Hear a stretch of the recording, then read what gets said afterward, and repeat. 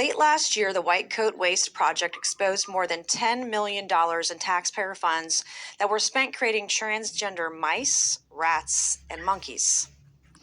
Late last year, the White Coat Waste Project exposed more than $10 million in taxpayer funds that were spent creating transgender mice, rats, and monkeys.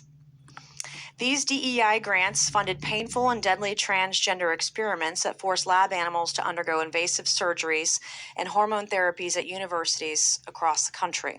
$10 million in tax. Late last year, the White Coat Waste Project exposed more than $10 million in taxpayer funds that were spent creating transgender mice, rats, and monkeys.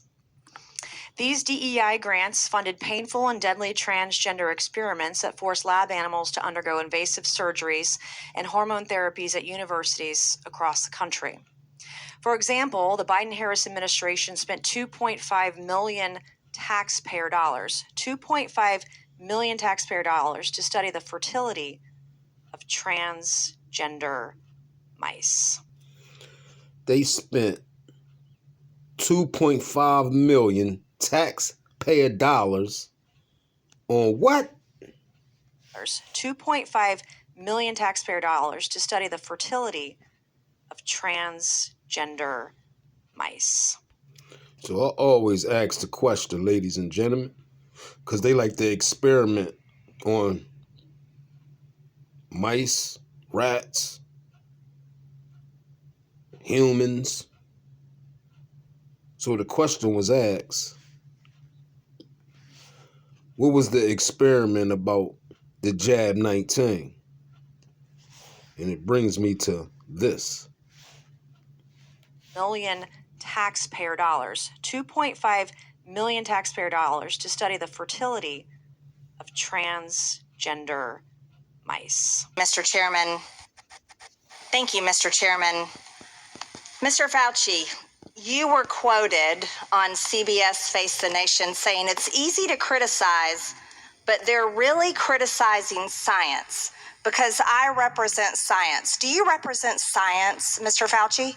I am a scientist who uses the scientific method to gain information. Yes, you said you represent science. Do you represent science, Mr. Fauci? Yes or no? Yes or no? No, that's not a yes or no answer. Yes, it's a yes or no. I don't think it is. Okay, well, we'll take that as a you don't know what you represent. But this, as director of the NIH, you did sign off on these so-called scientific experiments. And as a dog lover, I want to tell you this is disgusting and evil, what you signed off on, and these experiments that happened to beagles paid for by the American taxpayer. And I want you to know Americans don't pay their taxes for animals to be tortured like this. So the type of science that you are representing, Mr. Fauci, is abhorrent, and it needs to stop. Mr. Fauci, you also represent the type of science that where you confess that you made up the COVID rules, including 6 feet social distancing and masking of children. I never said I made anything up. You admitted that you made it up. You made it up as you went. I made it up. So are you saying this is fake news, Mr. Fauci? I didn't say I made anything up. What did you say? I said that it is not based in science and it just appeared. But this is science. What does dogs have to do with anything that we're talking about today? These are scientific experiments. This is what you signed off on. But you also told the American people they had to distance by 6 feet. They had to wear a mask. But let's also talk a little bit further about the type of science that you represent. NIH scientists made $710 million in royalties from drug makers, a fact that's been hidden. Let's talk about the fact about, is it right for scientists and doctors getting paid by the American people, government taxpayer paychecks, to get patents where they're paid millions and hundreds of millions of dollars in royalty fees, especially when the NIH and these government agencies, most powerful agencies in our country, are recommending medical suggestions and advice and making up guidelines like 6 feet distancing and masking of children. Do you think that's appropriate? Do the American people deserve to be abused like that, Mr. Fauci? Because you're not doctor, you're Mr. Fauci in my few minutes. No, I don't need your answer. I want to talk about this right here. Mr. Chairman, Fauci, objection. I reclaim my time. Objection. I reclaim my time. I reclaim my time, Mr. Raskin. Gentlelady will suspend. Mr. Chairman, Point of order. just in terms of the rules of decorum, are we allowed to deny that a doctor is a doctor just because we don't want him to be a doctor?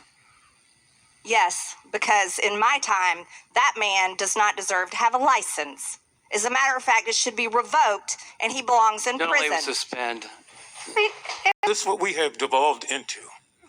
No decorum. You know what? We can do that hearing about the poor men that were injected with syphilis because I support you in that. That's horrific. And this government that I does would things urge like that to Miss- Americans doesn't have decorum to the American Mr. people. Chairman, Gentleman is. This was a time in history where you got to throw out the first pitch at the Washington Nationals baseball game while Americans were forced to stay home and watch such events that they love from at home alone on their televisions. And what a hypocrisy this picture shows.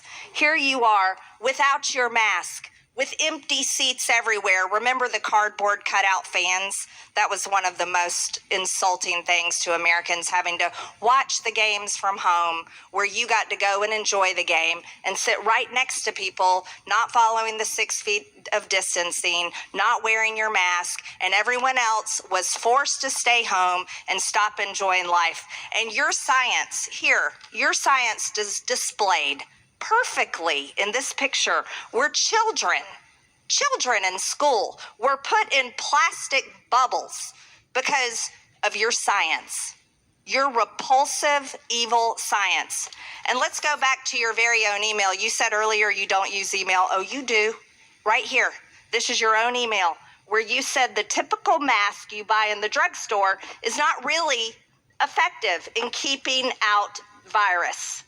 I do not recommend that you wear a mask. This is your email. This is your own words. But yet children all over America were forced to wear masks. Healthy children forced to wear masks, muzzled in their schools. And then they were forced to learn from home because of your so-called science and your medical suggestions while you and all your cronies get paid from Big Pharma. You know that what this committee should be doing? We should be recommending you to be prosecuted. We should be writing a criminal referral because you should be prosecuted for crimes against humanity. You belong in prison, Dr. Fauci. This just came across, just issues new pardons for Dr. Anthony Fauci. You could call these preemptive pardons. Dr. Anthony Fauci, retired 4-star General Mark Milley. This just happened moments ago. It also includes the members of Congress and staff who served on the Select Committee and the U.S. Capitol, and D.C. Metropolitan police officers who testified before the Select Committee. This as Trump prepares to take the oath of office in just a few hours. Would that include?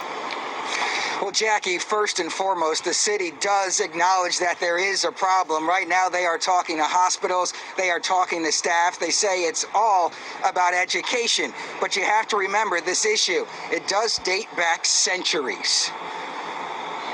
I don't trust it. I'm waiting to see. Outside a COVID-19 testing site in West Philly, many waited inside their cars and in line before they saw a doctor or nurse. That's where we met Grace Johnson, who says she's not rushing to get the vaccine. I'd have to see or talk with some of the people that have taken the two and see how they are, then I'll be all right. For a virus that is disproportionately attacking minorities, especially African Americans, many are holding off on taking the shot when it's their turn.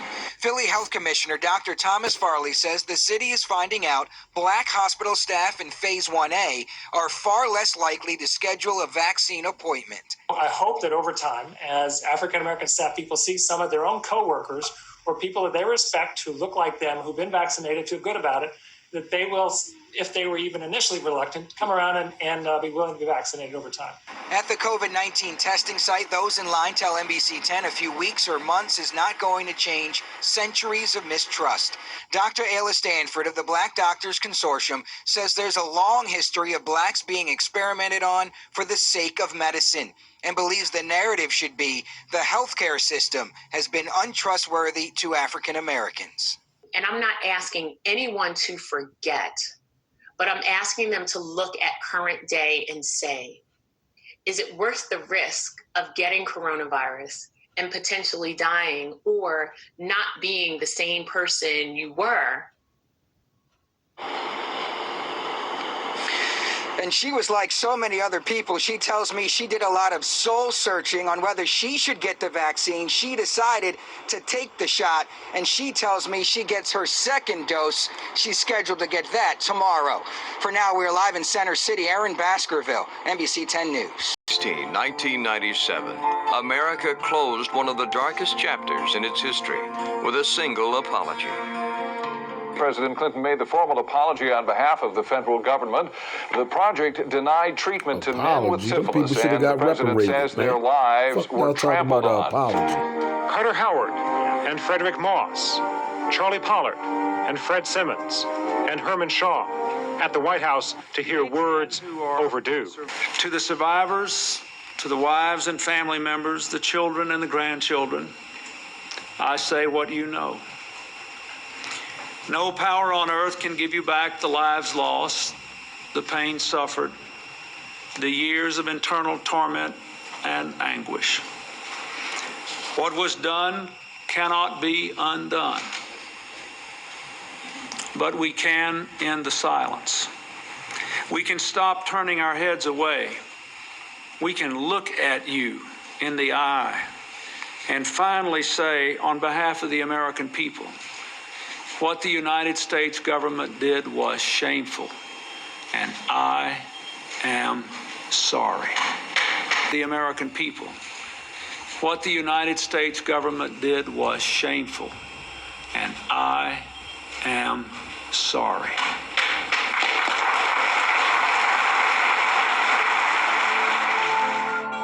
In addition to an apology, the men wanted something else. In addition to the apology, we want to construct a Tuskegee permanent memorial. Is this you niggas in the future talking about that? You know what you put in your system, right? Is this you in the future, goddammit? We want to construct a Tuskegee permanent memorial. A place where our children, grandchildren, will be able to see the contribution that we and others made to this country. I'm glad that I have help from the Tuskegee Human Rights Multiple Center, which will be for the purpose of creating such a lasting memorial.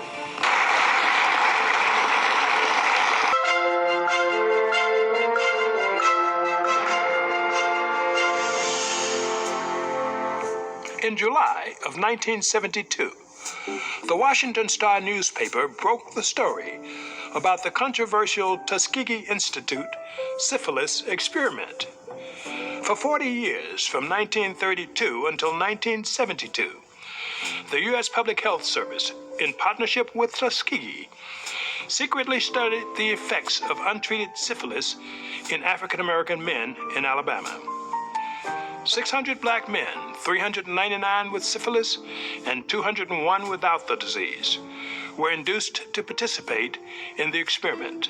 Nearly all of them were poorly educated, impoverished sharecroppers. In exchange for participating, they were promised free medical exams, hot meals, and a burial stipend. The men with syphilis were not told they were infected and were not treated, even after penicillin was discovered to be an effective cure for the disease in the 1940s.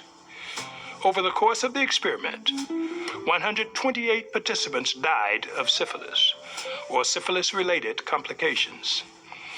In 1972, when the paper exposed the details, The experiment was still ongoing. It incited public outrage over the unethical treatment of the participants, which led to the experiment's termination that November. The following year, the NAACP filed suit on behalf of the survivors. The federal government settled the lawsuit for $10 million. It also agreed to provide survivors and their infected family members with free medical services.